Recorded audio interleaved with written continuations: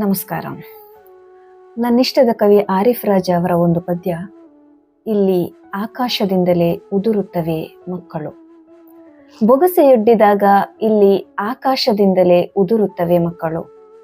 ಬಾಂಬುಗಳ ಹಾಗೆ, ಮಿಸೈಲುಗಳ ಹಾಗೆ, ಉಲ್ಕೆಗಳ ಹಾಗೆ ಆಗಸಕ್ಕೆ ಕೈ ಎತ್ತಿ ಬೇಡಿಕೊಂಡರೆ ಸಾಕು, ಇಲ್ಲಿ ಯಾವ ತಾಯಿಯೂ ಬಂಜೆಯಲ್ಲ. 7 ಆಕಾಶದಾಚೆಗೆ ಏನುಂಟೋ ಏನಿಲ್ಲೋ ಗೊತ್ತಿಲ್ಲ, ಆದರೆ ಸೆರಗುಡ್ಡಿ ಬೇಡಿದರೆ ಸಾಕು, ಇಲ್ಲಿ ಪತ ಪತನೆ ಬೀಳುತ್ತವೆ ಮಕ್ಕಳು ಅಮೃತ ಫಲಗಳ ಹಾಗೆ ಬೊಗಸೆಗೆ. ಧನ್ಯವಾದಗಳು.